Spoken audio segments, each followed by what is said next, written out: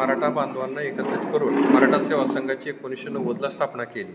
1990ला स्थापना केल्यानंतर या अगोदरही 2005ला जिजाऊ रथ यात्रा काढली होती. त्या जिजाऊ रथ यात्रेच्या माध्यमातून या महाराष्ट्रातला संबंध बहुजन समाज हा मराठा सेवा संघाशी जोडला गेला होता.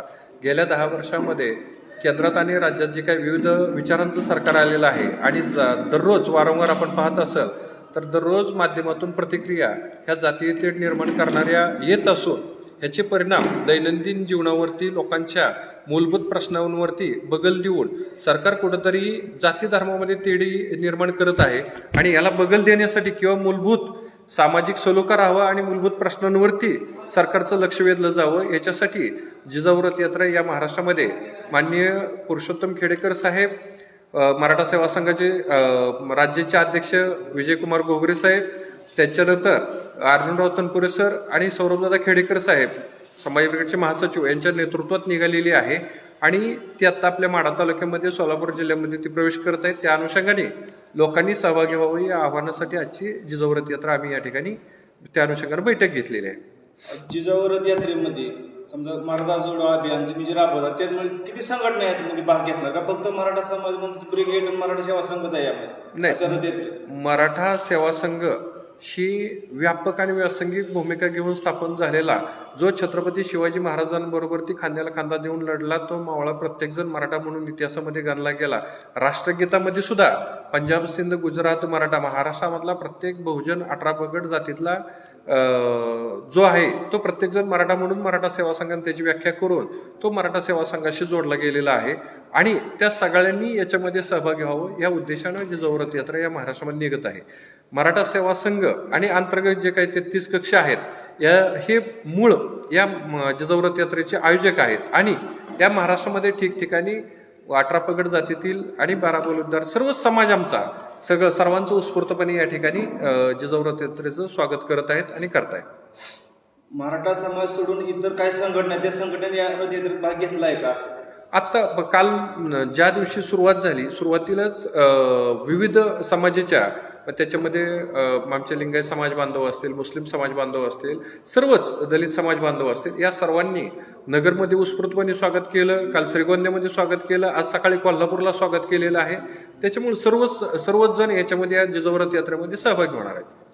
आज आपण बघतो किंवा राजकीय असेल किंवा एखाद्या संघटनेचं असेल तर कुठलाही म्हणजे एखादी रथयात्रा भाजपने अगोदर काढली होती त्याच पद्धतीने जरी आपण जरी काढले तर पण मुंबई मंत्रालयावर काढतो किंवा आज आपण जी काढलेली आहे भोसले गडी वेरूळ ते लाल महाल, मग तुम्ही रायगडला काढू शकत होता किंवा शिवनेरीला काढू शकत होता पण तुम्ही लाल महाल का निवडला?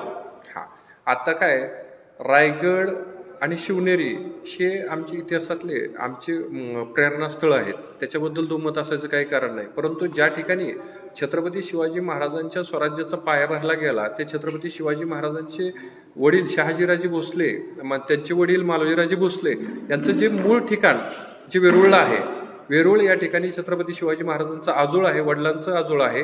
त्या ठिकाणी सर्वात प्रथम बाबाजीराजे भोसले असतील त्यांना त्या ठिकाणी कर्तृत्व दाखवण्याची संधी मिळाली म्हणून वेरूळची जी काही भोसले गडी आहे इतिहासातलं या महाराष्ट्रातल्या देशातल्या सर्व छत्रपती शिवाजी महाराजांना प्रेरणास्थान मानणाऱ्यांचं ते मूळ ठिकाण आहे. म्हणून वेरूळची जी काही भोसले गडी आहे त्या ठिकाणावरून त्या रथयात्रेची सुरुवात झाली आणि समारोप ज्या पुणे शहराला पुनवडी नावाचं गाव होतं त्या गावाला आदिलशहाचा नोकर असणाऱ्या मुरार जगदेवनं ते गाव उद्ध्वस्त करून त्या ठिकाणी गाढवाचा नांगर फिरवला होता. त्याच ठिकाणी छत्रपती शिवाजी महाराजांना 8 वर्षाच्या छत्रपती शिवाजी महाराजांना घेऊन मासाहेब जिजाऊंनी त्या ठिकाणी सोन्याचा नांगर फिरवून या रयतेच्या डोक्यावरती छत्र धरण्याची संकल्पना छत्रपती शिवाजी महाराजांना दिली.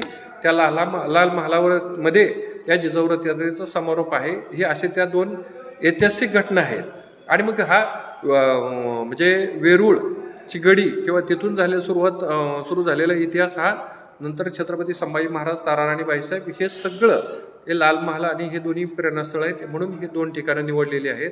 आणि तुम्ही आता उल्लेख केला मग असे की पाठीमागं भारतीय जनता पार्टीनं रथयात्रा, आता ही रथयात्रा काय कुठल्या पक्षाला विरोध करण्यासाठी नसून परंतु आपण उल्लेख केला म्हणून सांगायचं फक्त या ठिकाणी की ज्यावेळेस 1991ला केंद्रामध्ये मंडल आयोग लागू केला गेला, व्ही पी सिंगांनी केंद्रामध्ये सर्वप्रथम ओबीसींना आरक्षण देण्यासाठी जे विधेयक होतं व्ही पी मंडलांच्या माध्यमातून ते आयोग नेमला गेलेला होता त्याचं, तर ते व्ही पी सिंगांनी ते 1990ला तो मंडल आयोग स्वीकारला आणि देशामध्ये सर्वप्रथम ओबीसींसाठी आरक्षणाची व्यवस्था आणली. त्या व्यवस्थेला छेद देण्यासाठी, ते डायव्हर्जन देण्यासाठी तत्कालीन लालकृष्ण अडवाणींनी ती रथयात्रा काढली होती आणि राम मंदिर बांधण्यासाठी ती रथयात्रा काढली होती. समाजाचं त्यावेळेस जे काही नुकसान झालं त्याला उलट त्याच्यानंतर 2005ला मराठा सेवा संघानं रथयात्रा काढली आणि त्यांच्यामुळे दुभंगला गेलेला जो काही समाज होता तो एकत्रित करायचं काम मराठा सेवा संघाने केलं आणि आजही तेच आम्ही करत आहोत. आता जर पाहिलं तर औरंगजेबाची कबर आहे, या बाबा कबरीवरून राजकारण केलं जातं, याबद्दल आपले काय भूमिका असणार? औरंगजेबाची कबर म्हणजे औरंगजेबाची कबर संभाजीनगरला असणं किंवा आज ज्या ठिकाणी ती बांधलेली आहे त्या ठिकाणी छत्रपती शिवाजी महाराजांनी आपण पाहिलं असेल की मृत्यू पश्चात वैरसंत म्हणून जो स्वराज्यावरती चालून छत्रपती शिवाजी महाराजांना मारायला आलेला अफजल खान असेल, त्याला अफजल खानाची कबर अफजल खानाच्या पश्चात कोणी बांधली तर छत्रपती शिवाजी महाराजांनी बांधली. आणि शिवाय कबर बांधली त्याच्या देवबत्तीसाठी तिथली 8 गावं छत्रपती शिवाजी महाराजांनी प्रतापगडाला जोडून इनाम दिली आणि त्या देवबत्तीची सोय केली त्या ठिकाणी.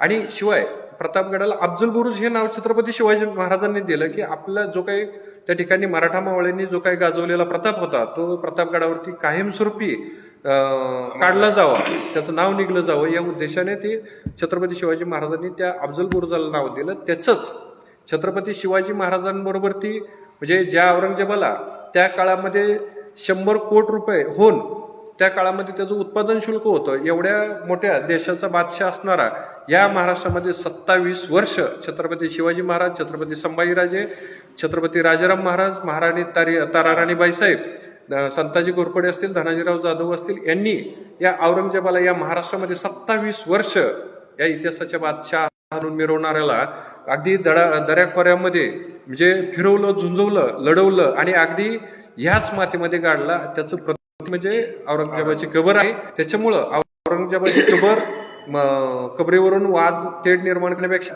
सरकारनं, राज्य सरकार म्हणून ज्या औरंगजेबाला ज्यांनी त्याचं नामोनिशान मिटवलं त्याला प्रतिहल्ले करून त्यांच्या स्मृतीस्थळाला आपण त्या ठिकाणी पर्यटन स्थळाचा दर्जा द्यावा, त्यांच्या समाधीस्थळाला आपण पुनर्बांधणी करण्याचं काम करावं किंवा त्या ठिकाणी निधी देऊन आपण ते संरक्षित करायचं काम करावं, एवढंच माझं आव्हान आहे. औरंगजेबाच्या कबरीवरून राजकारण करण्यात काहीही नाही. हिंदू मुस्लिम तेढ निर्माण करून मूलभूत प्रश्न जे आज निर्माण झालेले आहेत, गेल्या 10 वर्षामध्ये एकही नवीन रोजगार निर्माण झालेला नाही, एकही शेतकऱ्याचं आज कालचं अधिवेशन जे होतं ते शेतकऱ्यांच्या प्रश्नावरती चालायला पाहिजे होतं. आणि त्याच्या अगोदर जी लोक आज औरंगजेबाच्या कबरीवरून राजकारण करू पाहतायत, गेल्या 15 दिवसाखाली याच घटनेच्या अगोदर छत्रपती शिवाजी महाराजांची राहुल सोलापूरकर असेल, प्रशांत कोरटकर असेल यांनी अश्लाघ्य भाषेत बदनामी केली. त्याला महाराष्ट्रामध्ये फक्त आणि फक्त जे काही शिवप्रेमी आहेत, संभाजी ब्रिगेड असेल, इतर सर्व यांनीच फक्त प्रतिकार केला. हे जे काय आज हिंदू करतायत हे सर्व विश्व हिंदू परिषद असेल, RSS असेल, हे ढोंगी एकाचाही त्याच्यामध्ये साधा निषेधाचं पोस्ट नाही, कुठं का त्यांनी प्रतिक्रिया दिली नाही. त्याच्यामुळं हे कबरीवरून चालू केलेलं राजकारण पूर्णपणे थांबवावं एवढंच या ठिकाणी आवाहन करतो. महाराष्ट्रातील महत्त्वाच्या बातम्या पाहण्यासाठी आजच आमच्या AJ 24 तास न्यूज महाराष्ट्र या चॅनलला YouTube वर सबस्क्राईब करा आणि बेल आयकॉन प्रेस करा.